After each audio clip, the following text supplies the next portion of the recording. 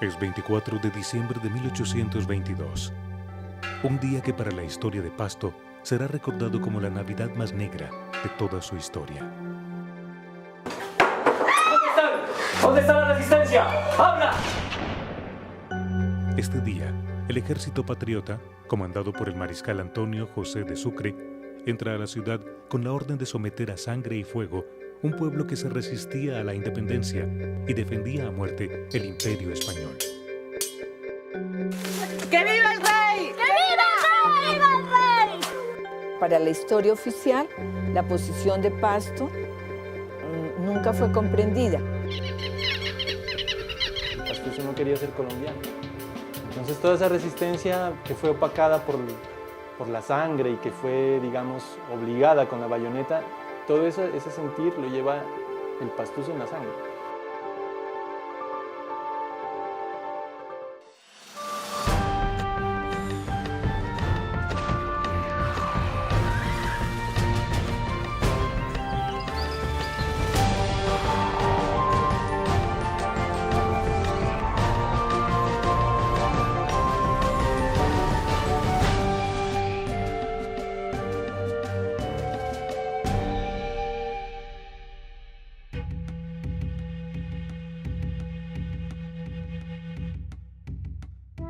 Desde el principio de la independencia, los pastusos se caracterizaron por su fidelidad al rey y defendieron la monarquía, enfrentando a los ejércitos libertadores para defender sus intereses económicos y políticos.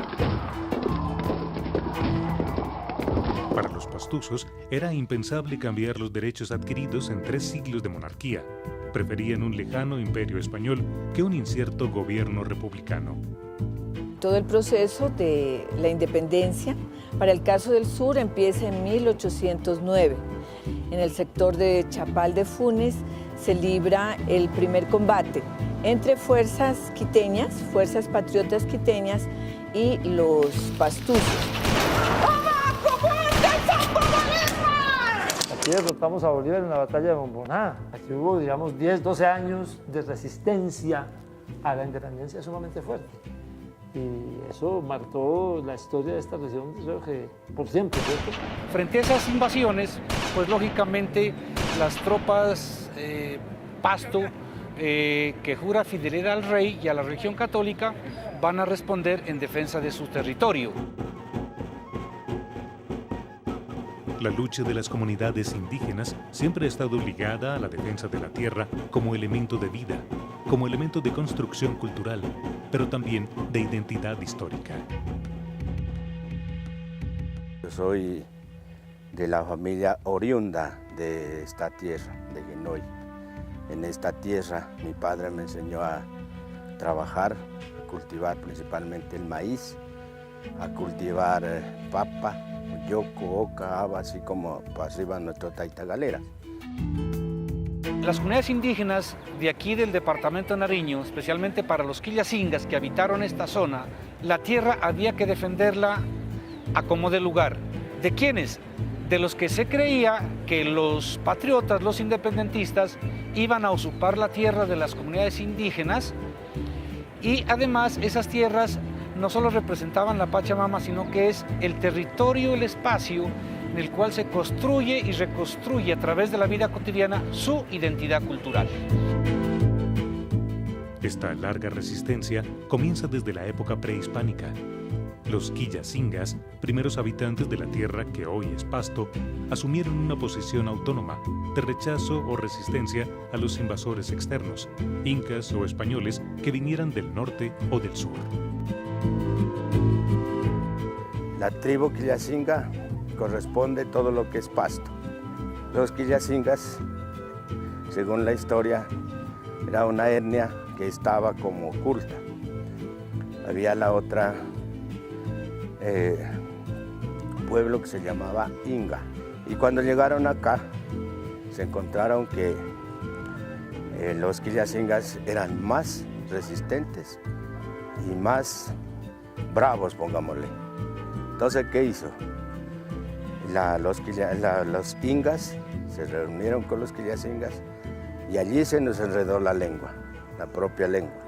Entonces quedamos así con con nuestra lengua, como nos escucha. Esta ciudad, que crecía aislada en medio de la cordillera de los Andes, en el complejo nudo de los Pastos y al pie del volcán Galeras, siempre estuvo más cerca culturalmente del sur que del norte. Este camino, pues que hoy en día ya es una carretera, era el camino que comunicaba San Juan de Pasto con el sur. Este es el Capacán. Articuló todo lo que fue el estado inca, el Tahuantinsuyo. Este aislamiento geográfico hizo de Pasto una región desconocida y aislada del resto de la República. Tal vez por eso los pastusos conservaron mejor sus costumbres, muy diferentes a las del resto de Colombia. Esa barrera geográfica también se convirtió en una barrera cultural. Entonces, todo el acervo cultural de la zona de altiplano nariñense va hacia el sur. Parecía más natural que hubiéramos estado vinculados a Quito, pero desde la época de la colonia, los límites entre la Nueva Granada y Quito eran donde están hoy. De manera que teníamos una condición doble, más cerca de Quito, pero en otro país, en otra región, con otra administración distinta. Pues parte de la República de Colombia, pero muy lejos de Popayán, geográfica, política, históricamente. Entonces, por eso el aislamiento, porque no estábamos ni en Quito, que era donde debíamos estar, y Popayán y el resto del país estaba demasiado lejos. Así que eso es parte de ese aislamiento que no se ha podido superar.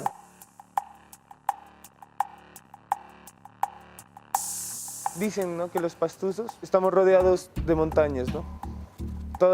Y a veces dicen que esas montañas son las que no nos permiten ver el horizonte. Y entonces dicen que los pastusos somos un pueblo encerrado. Pero no creo que sea un encierro como obligado, sino que es como que hay muchas cosas que faltan por decir. Y esas cosas que faltan por decir hacen parte de la historia que no cuentan los manuales ni escriben los cronistas, pero quedan grabadas en la memoria de sus habitantes.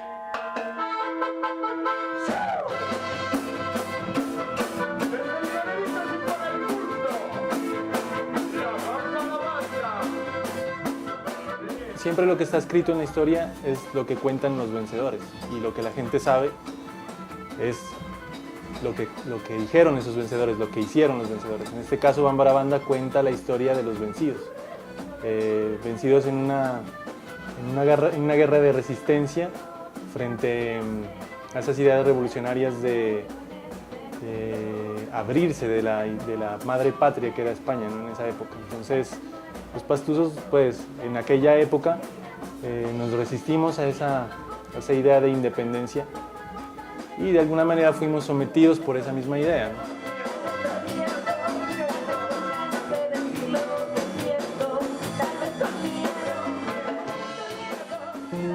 Al lado de los grandes héroes, las mujeres colaboraban también en la resistencia pastusa, bien fuera encargadas de los hogares cuando los esposos estaban en la guerra, o bien participando en la guerra misma. Porque cuando faltan los hombres en Pasto para defender la ciudad, porque están o en Juanambú o en el Guaitara defendiendo el acceso a Pasto, salen a defender a su ciudad los niños. Para reemplazar a los niños, cuando no están los hombres, entran las mujeres, a su manera, con 1000 recursos.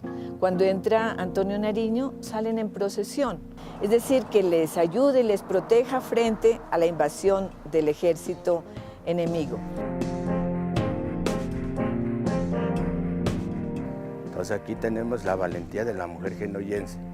Cuando pasaba el general Valdés, entonces le escribieron así en una pared: "De aquí no pasará". Cuando él volteó a mirar, era una mujer que le lanzó una piedra, le cayó toda la cabeza y allí murió el general.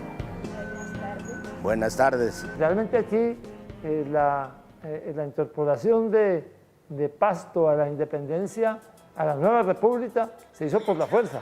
Sucre vino y se tomó por la fuerza de la ciudad de Pasto en 1823 y surgió el primero de los guerrilleros de la historia de Colombia, que se llamó Agustín Agualongo.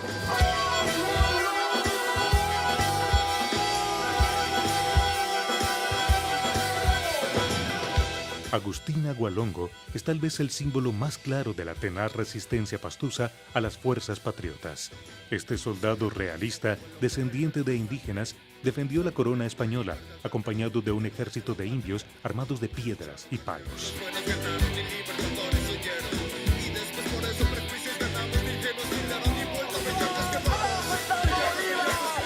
Por más que se considera a Agualongo como un antihéroe, digamos que él estaba liderando una bandera que era justa para su propia causa y para la causa de un pueblo. Ya que no podemos olvidar que en ese afán de independencia también corrió mucha sangre, ¿no? Los excesos patriotas aquí en la ciudad de Pasto y en todo lo que atañe a esta región fueron bastante exagerados, entonces murió mucha gente, ¿no? Después de los hechos de la Navidad Negra, en 1822, Agualongo pasó a liderar una guerra de guerrillas contra la nueva república y se enfrentó contra el propio Bolívar en la batalla de Ibarra. Finalmente, Agualongo fue capturado por José María Obando el 24 de junio de 1824. Agualongo es detenido en Popayán, un juicio muy rápido, pues la sentencia ya es fusilamiento. Lo que solicita es que no le venden, ¿no? Que no le venden porque él quiere mirar de frente a la muerte y quiere mirar de frente a sus enemigos y que si 20 vidas tuviese, las ofrecería por el rey. Es decir, muere en su causa y muere en su ley. Inclinarse por el rey y no por la república le valió a los pastusos ser catalogados como tontos y fanáticos por los historiadores. La ciudad mantuvo por muchos años una historia de sublevaciones y desencuentros con el resto de Colombia, que crearon la imagen de un pueblo diferente, que hoy es motivo de orgullo para la mayoría de sus habitantes, porque todos somos historia. Pensando 200 años después, si eso dejó cosas buenas o malas, dejó de todas esas malas tal vez el aislamiento, la segregación, los chistes pastusos, pero dejó cosas buenas, conservamos la tierra y dejó otra cosa importante, la preservación de nuestra manera de ser, de nuestra cultura. Somos lo que somos en gran parte porque actuamos como actuamos. Uno como pastuso no se siente ni del todo colombiano, pero tampoco se siente ecuatoriano, tampoco se siente de la costa, ni tampoco se siente selvático. Para mí es un orgullo contar una historia diferente, ¿no es cierto?, a la del resto del país. Entonces el pastuso es orgulloso de eso. Para mí es un orgullo de alguna manera contarle al país que Bolívar no fue esa imagen que se le pintó al país, porque yo lo siento así. Y así como nos ve, nosotros hemos resistido por encima de todo y hoy nos encontramos más fortalecidos, con más fuerza y más valentía y más valor para seguir habitando en este territorio.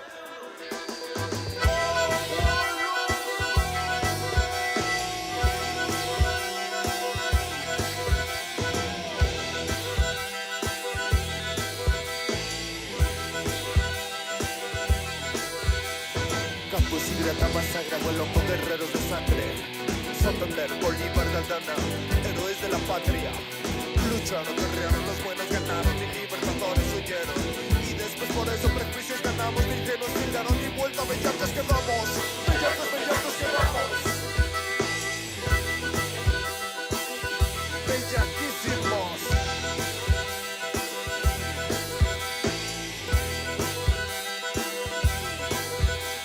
¿Acaso no saben que acá en la locura se vive aparente? La tierra no todo se lo roban. Viene del norte, también del oriente, después occidente, mucho antes del sur. Pero aquí vivimos, no somos un cacho, más bien un descache, un chiste a la vida.